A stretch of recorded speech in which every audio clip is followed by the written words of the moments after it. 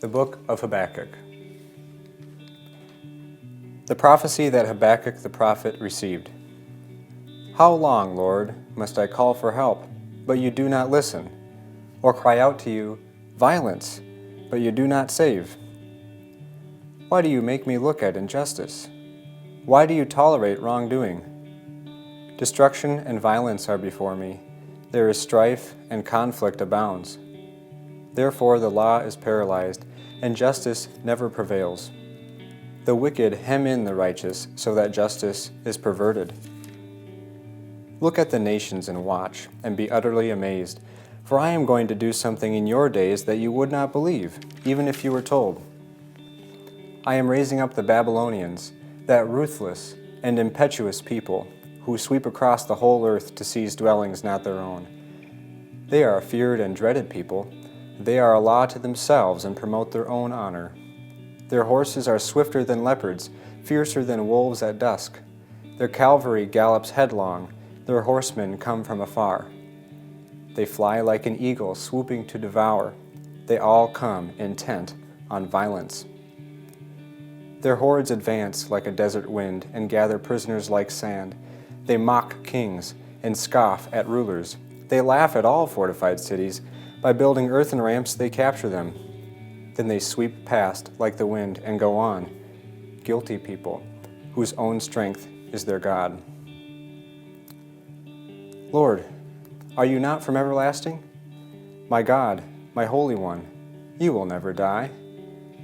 You, Lord, have appointed them to execute judgment. You, my rock, have ordained them to punish. Your eyes are too pure to look on evil. You cannot tolerate wrongdoing. Why then do you tolerate the treacherous? Why are you silent when the wicked swallow up those more righteous than themselves? You have made people like fish in the sea, like the sea creatures that have no ruler. The wicked foe pulls all of them up with hooks. He catches them up in his net. He gathers them up in his dragnet, and so he rejoices and is glad. Therefore he sacrifices to his net and burns incense to his dragnet.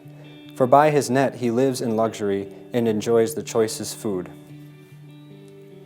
Is he to keep on emptying his net, destroying nations without mercy?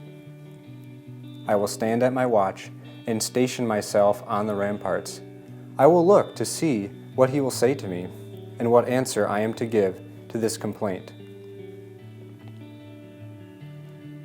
Then the Lord replied, Write down the revelation and make it plain on tablets so that a herald may run with it.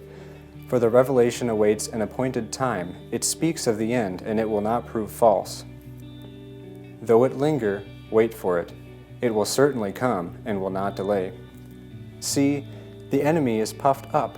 His desires are not upright, but the righteous person will live by his faithfulness. Indeed, wine betrays him. He is arrogant and never at rest. Because he is as greedy as the grave, and like death is never satisfied, he gathers to himself all the nations and takes captive all the peoples.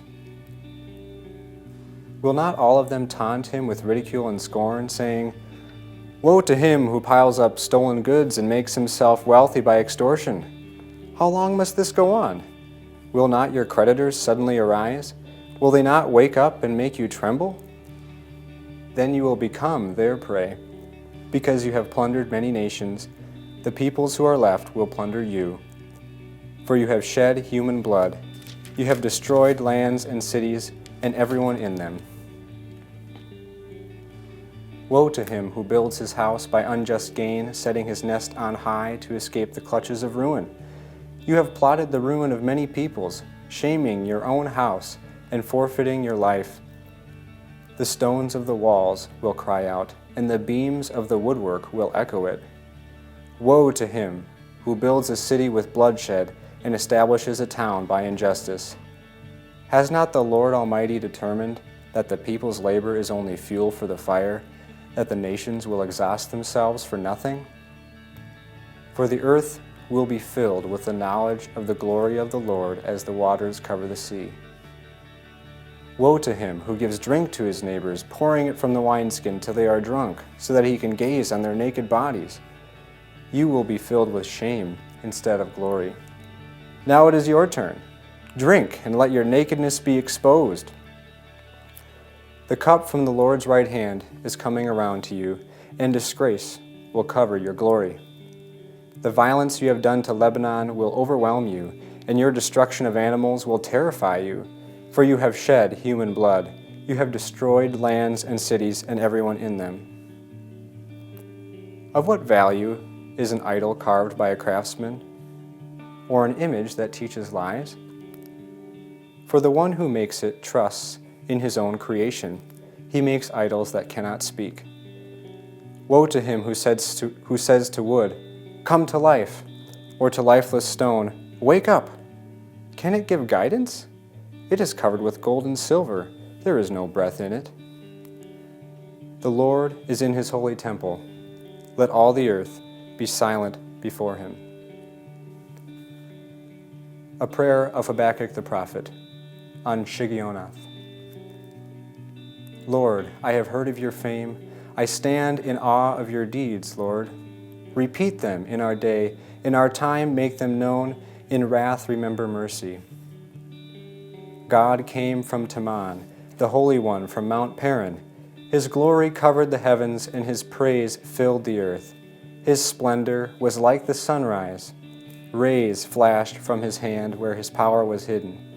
Plague went before him. Pestilence followed his steps. He stood and shook the earth. He looked and made the nations tremble. The ancient mountains crumbled and the age-old hills collapsed, but he marches on forever. I saw the tents of Cushan in distress, the dwellings of Midian in anguish. Were you angry with the rivers, Lord? Was your wrath against the streams? Did you rage against the sea when you rode your horses and your chariots to victory? You uncovered your bow, you called for many arrows. You split the earth with rivers, the mountains saw you and writhed. Torrents of water swept by. The deep roared and lifted its waves on high.